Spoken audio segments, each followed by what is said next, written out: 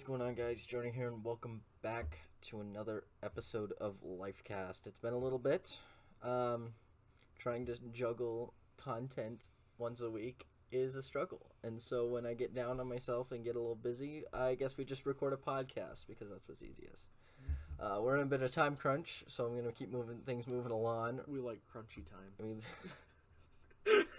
Ross is back. He always says something off kilter to start the podcast. Wouldn't be a podcast without Ross saying something off kilter. Ross, how you doing? Oh, not too bad. In Easter yourself? break was just around the corner. How was that for you? Easter break was just this past weekend. Yes, it was. Just around the corner implies it's a future. Was just around the corner. It is now past the corner. We've turned. Well, then you it's don't crazy. use it's just around the corner. All right. Well, let's get into the news. Anyway. Game rant. Game rant is always my kind of go-to for news. Okay, can we say something? Yeah, for sure. On your off kilter comment, I can always get a kilt off you. Okay. And we just lost half of our audience. If there were 2 people watching, there's now only 1. I Anyway. will be the one. Ross will listen to this just to hear his own joke, and then he'll just take it out.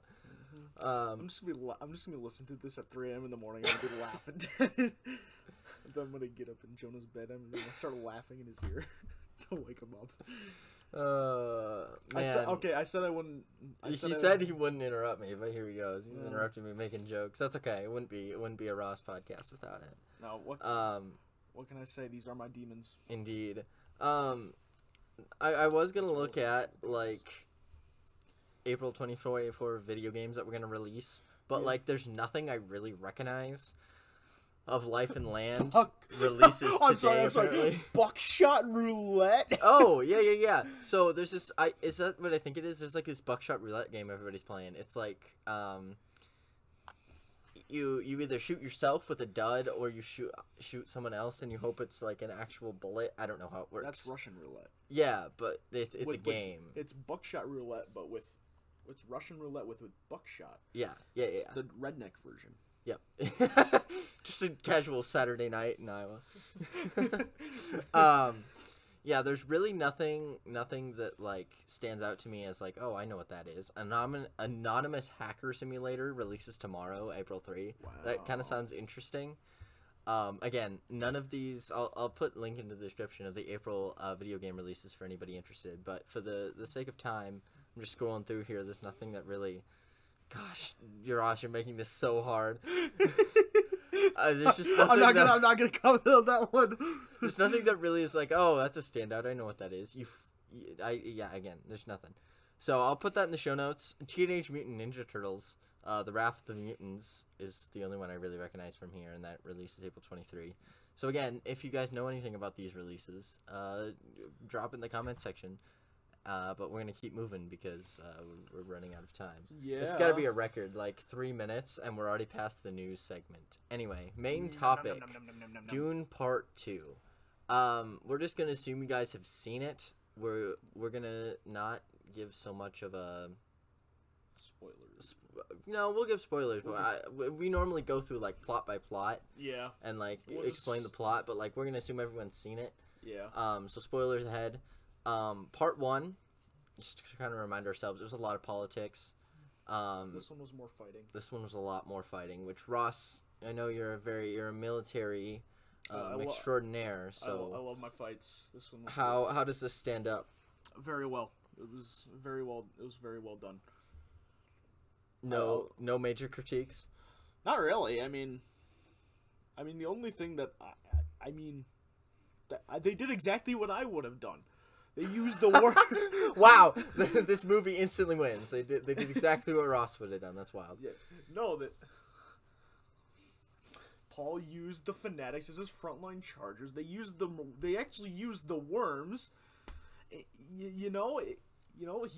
used like 3 of his nukes. I'm like, this was actually a really smart battle plan. Like, I have no qualms with this. It was easy. It was good.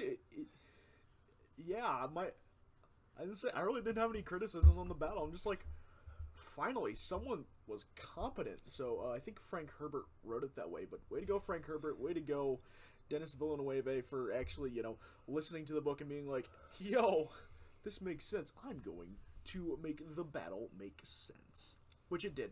Yeah. So that's always a win. I know a lot of people don't notice that, but Ross definitely does. Yeah. So it's really interesting for. I think it's an interesting perspective that people don't think about. That's why I think it's important that like I have you on the podcast when something like there's a fighting scene or like a major fights, because it puts things new. You get a new perspective, even if you don't agree with Ross's assessment of the war being bad or whatever. In the case of I mean, the earlier on in the movie, they also did pretty effective guerrilla warfare. So I have no complaints on their warfare. Usually I do, but I'm just like, oh, this is smart. Yeah, it's just a different way of thinking about it. To me, I think I made the joke going in. I was like, I hope Zendaya's actually in it this time, so I can actually watch her just kiss other men. I remember you saying that. Because I said it tongue-in-cheek. I don't actually mean it. But, like, last time Zendaya was, like, she was marketed hard for that movie. And then she showed up in the last 5 minutes, and you're just kind of sitting there just like, what? Why was she even, like, advertised? It's kind of like the Joker being advertised in Zack Snyder's cut of Justice League. Oh. Like, he was in, like, out of the 2.5-minute trailer, he was in there for, like, 30 seconds, 45 seconds, and he was like, why? Maybe that math doesn't math, but... girl math. Girl quick maths. But Zendaya was actually in it. I don't know, for the most part I thought her character was fine. I think where these movies stand out is their pacing. Is unlike any other movie that I've ever watched. Somehow Dune Part 1 and Part 2 can like take it slow and methodical, yet somehow still keep you interested in the story. I remember after watching, I don't know, if you go listen to the podcast about Dune Part 1, I should have, like, caught myself up on what we said about Dune Part 1, but, did you do that podcast with me, Ross? Part 1? I don't remember. Yeah, I don't remember who did Part 1 with me. I but think I did. I'm pretty sure I mentioned in there that the pacing was just spot on. Mm-hmm. It was slow, yet somehow kept you interested. Mm-hmm. I remember after the first one, I read the book, and I was like, okay, so I want to know the original... source material behind this. And I remember liking it, but I listened to the audiobook, and then it was right after Dune Part 1, so it's been a couple years since I've read the book. But I think my only complaint, my only complaint of the whole entire film, was it was hard to understand when there were jumps in the timeline. Mm-hmm. Yeah. Because you could get that from what they were talking about, but there was really no other explanation besides you saw Zendaya's character. What's her name? It's Chani. Chani. Hey, you know what you should do? Chani and come on, what's his name? Stilgar. No, the main character. Paul. Thank you. Wow, I couldn't remember Paul. You see them hook up, and that doesn't happen overnight, so you understand that time has passed in that way.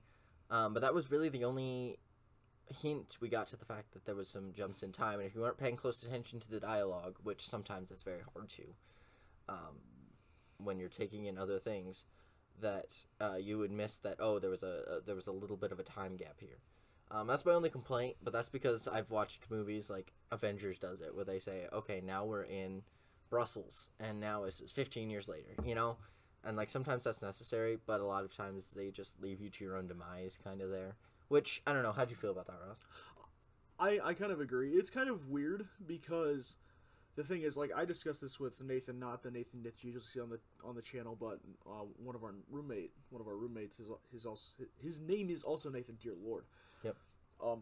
He and I were discussing it, and it's just like, we know that time has passed, but I don't know if it's as much time as the book sends it in. Right. Because you said, like, the book was, like between some of those things, it was, like, 4 years. That's from what I remember. Again, I'm that's what Nathan said, too, and he did it, and I think he read the book as well. And the thing is if we, like, really consider the time change, his mom is still pregnant. Right. Which I think it still only takes 9 months to have a kid there. I don't. I don't think the science on that has changed. I don't. But things could be different in Dune. It could. She is talking to her child in the womb. That was weird. It was kind of funny, but it was weird.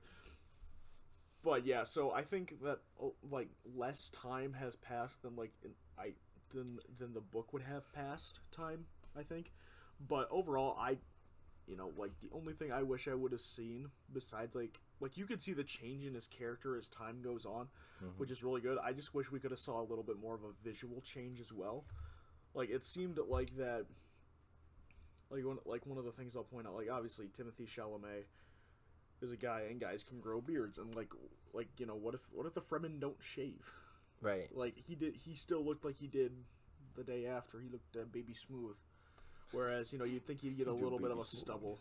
A little bit of stubble. I don't know. That could also just be, That could be a shooting and a costuming. I'm putting error in quotes because there might be a reason for that. Yeah, there's probably a reason for that. I just think showing it visually as well as, like, emotionally, the time passage, I think would have been a little bit more help there, too.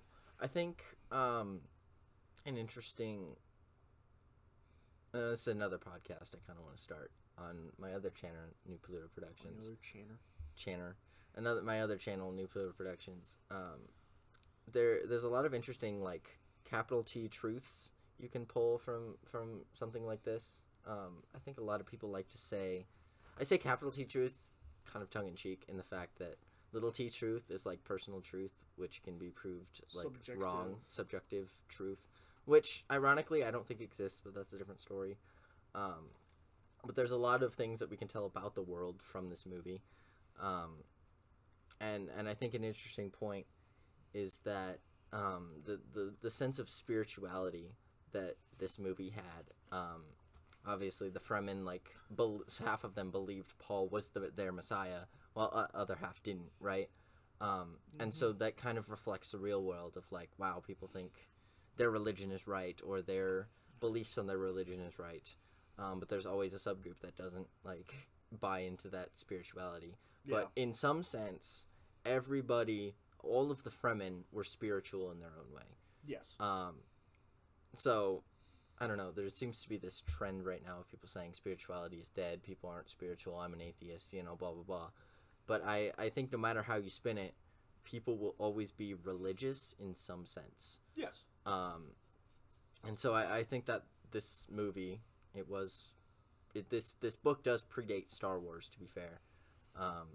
So I think that's maybe a theme that kind of shone through. Maybe it wasn't an intentional theme, but that's kind of what I pulled from it, was that spirituality, despite what people say, is not dead.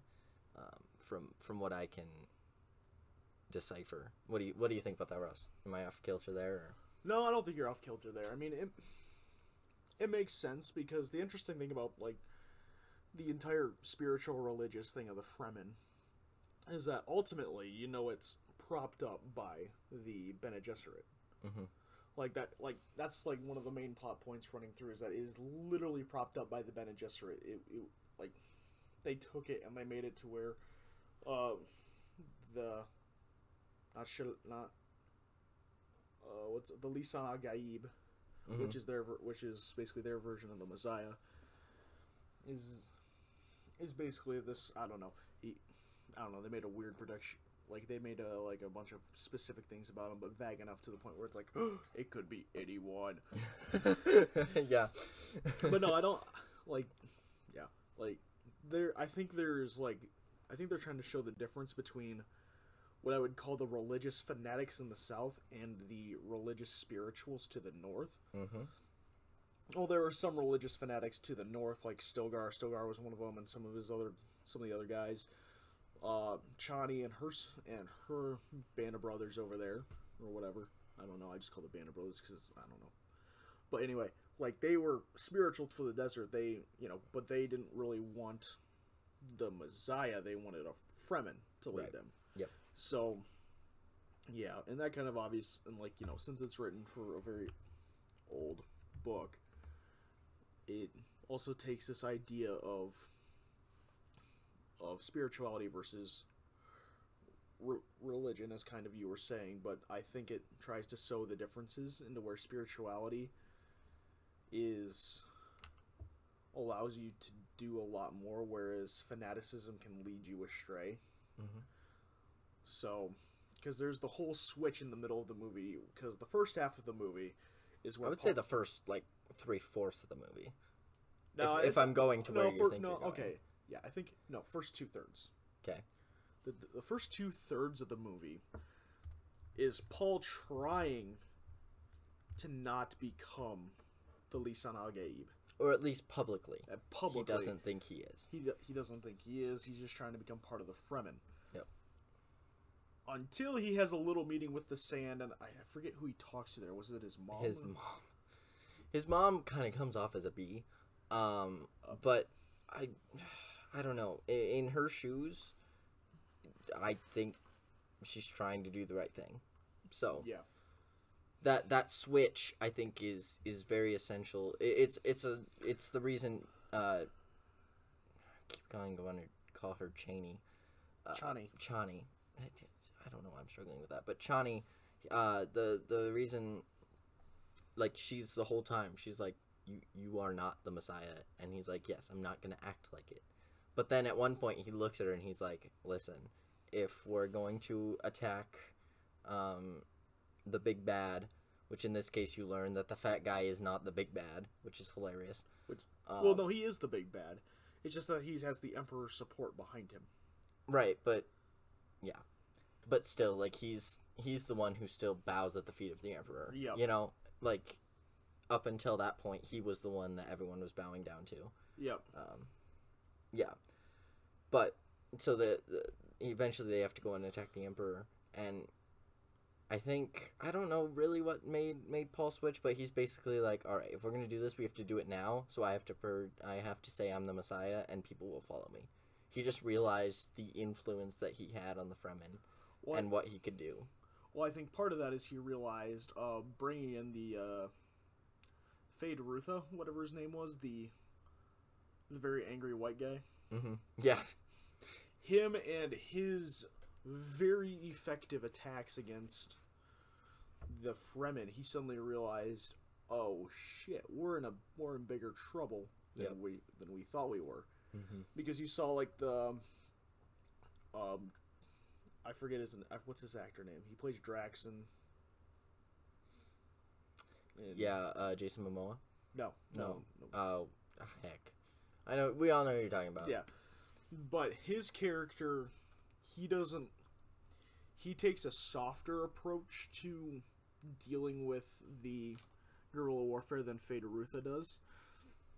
And what he does is he looks to attack them at, like, when they actually engage with the military, and he spares civilian targets, because that's generally actually a good idea to win the hearts and minds of people, which is not what the Harkonnens are about. So when Fade Rutha comes in, he decides to destroy everything, and that's a much more effective type of warfare.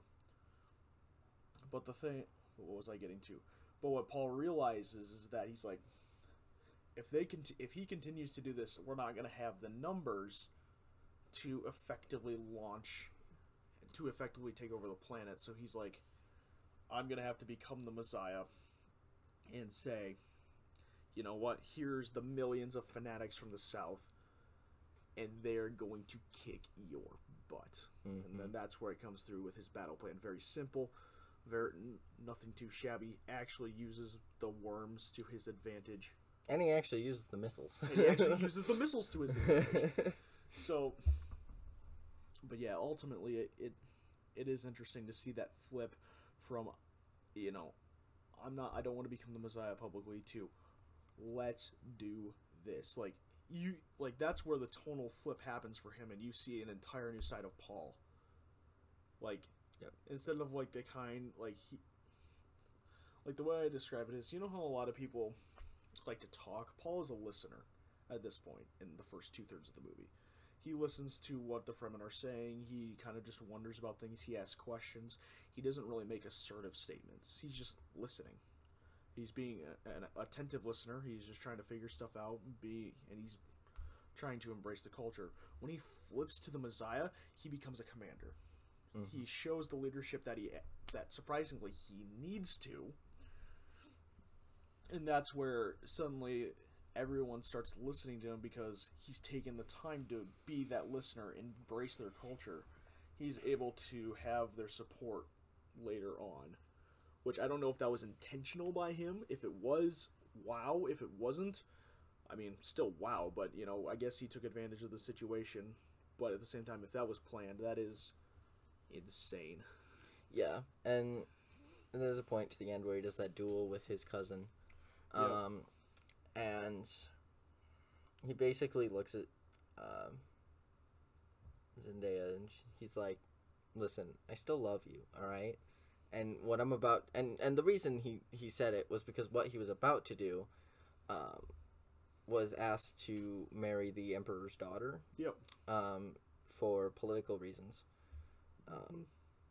And of course, she accepts, and so there's that tension. I actually had that spoiled to me by one of my friends, Micah. I think he's been on this podcast before.